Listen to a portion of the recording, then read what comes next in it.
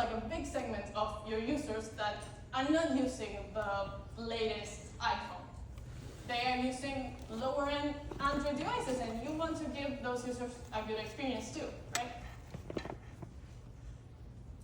I created some app features that I'm going to compare for this fight. We'll get more into each of these. And this is something important. There are already a lot of benchmarks on comparing the old architecture with the new one. And I wanted to test, as I said, things that can be noticed visually. That's why this is more of like a qualitative analysis. There will be some numbers, but please don't get caught up into that. Just try to look at the visual differences of the videos that I'm going to show. First of all, I wanted to start testing the app size. And I know this is not related to performance, but I think it is a nice addition. So the old architecture app has a size of 83, almost 84 megabytes, while the new architecture has a size of 73 megabytes, which is a 15% decrease over the old architecture. And like you may say, well, 10 megabytes is not a lot, but it's a nice addition. And remember that the less space your app takes, the less likely it is to be deleted when the user is low on storage. So when you're low on storage, what do? You go into your applications, you sort them by size, and you start deleting. And I assume that you don't want your users doing it. So it is a nice addition to be able to have apps that have a lower size. The next thing that I wanted to test was the time that it takes for the app to open. For this, I took measurements of 5 times opening each app. And you can see there's a difference. The old architecture takes 2.3 seconds to load from like kill state, while the new one takes only 1.6, which is a 30% less. So I think the new architecture is the winner for this challenge. And keep in mind that the app open time is the first thing that your users will notice when opening your application for the first time. That's what's going to be kept in the back of their minds. So the new architecture improves that significantly. The next thing that I wanted to test was the thing that I said about the bottlenecks, right? So what I did was, I created a button that when you pressed it, it triggers a modal. But at the same time, there's a heavy flow of data, like a really big object being stored in the async storage. And what I tried to do was to like plug the bridge to see if it would hurt the performance of the modal. You can take a look at it. I don't see a big difference. Maybe I think that the old one is a little bit more sluggish, but then maybe wishful thinking. What I do see though is that when you close the modal, both go down at exactly the same time, and that is expected, right? Because I didn't do the heavy flow of data on the closing action of the modal, but still I think the results might be inconclusive. So nobody wins this round. Another thing I wanted to try out was what would happen if a user started typing in really fast and like there were many re-renders going on the screen. So for this, I downloaded an auto clicker and I just started typing 1, 2, 3, 4 with 100 millisecond delay. So this will be like a really angry user. If your app does not incite rage, maybe this won't happen. But you can see that, well, the first thing I noticed is that the old architecture for some reason, starts making some numbers smaller. I don't know why, but I thought it was my mistake, like some styling issue or something, but the new one doesn't do it, so I thought I'd mention it. But what's really interesting is that you can see that both start flowing quite nicely, and then when there are a lot of numbers, the old architecture starts struggling a lot and dropping frames and everything being kind of, oh, no, I didn't want to. Well, the new one holds up a lot better. It still has some like catch-ups and stuff, but I think, surprise, surprise, we can give the crown to the new architecture for this particular experiment. And you know, as technology advances, your users will not only like your app better if it performs well, they will expect it to perform well to use it. So we have to adapt. Another thing I wanted to test, and you may, like as React Native developers, you may have heard like the native developers telling us that, oh, but you know, the React Native is awful because when you have a long list, and you scroll really fast, some things do not load at all, or it'll take like 3 seconds to load.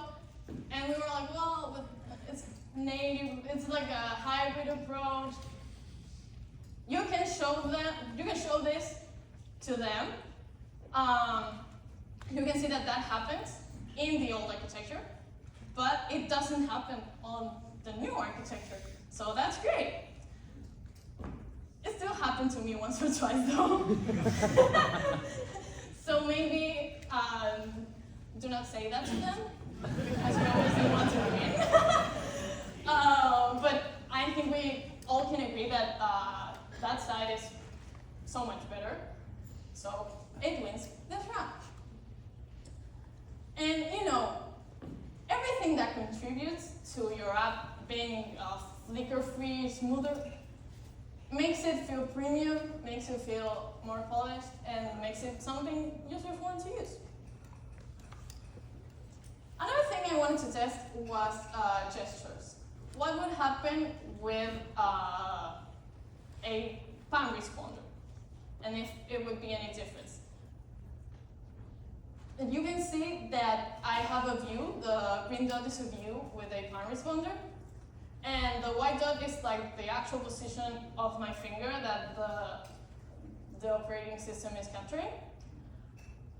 I cannot, to be honest, I cannot see a difference in the video, like in the spacing between my finger and the view with the pan responder.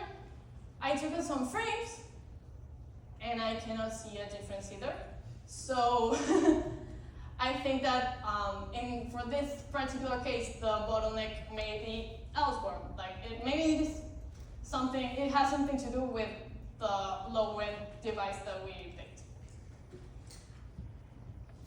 Well, the last thing that I wanted to test was what would happen if I render a huge amount of views. So I decided to render 1,000 views and see how much time it would take to render in each side.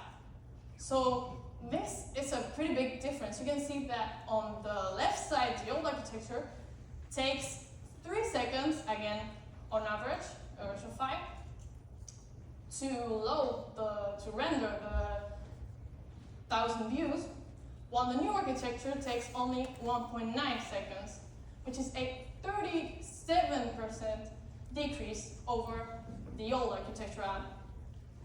So that's a lot better. And rendering is everywhere in mobile applications. So knowing that the new architecture renders faster, you know that your application will be better. So that was the end of my useless experiment. I wanted to sum things up a bit. Well, I can assume that you will agree with me that we can proclaim the new architecture as the winner, right?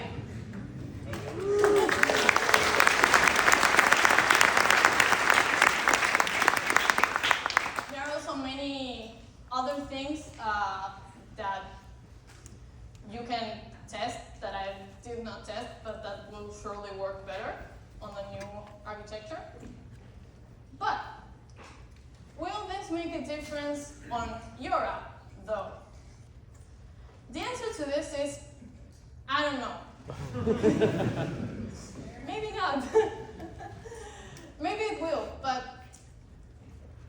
I think, well, first of all, if you're trying to convince like a client or a product owner or your inner voices to update, maybe you can show them these results, and that could be an extra reason.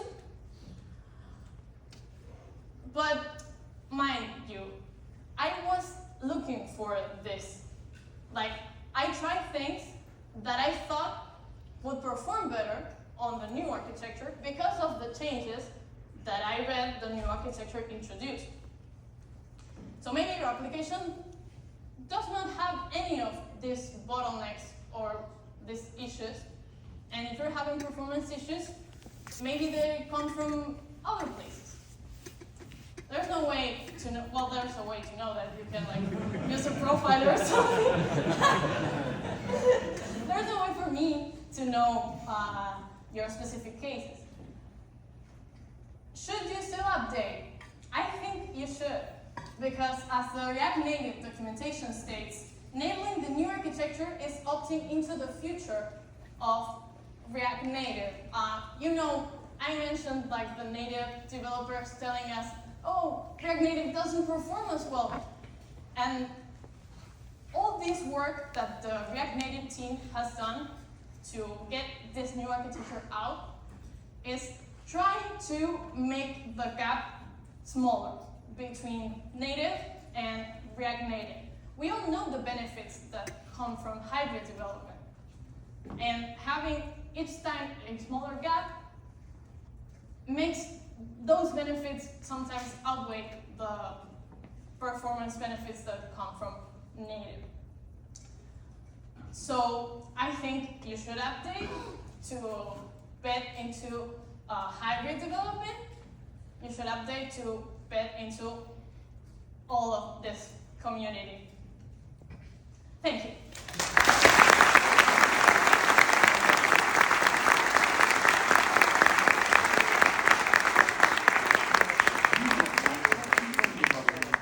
Awesome.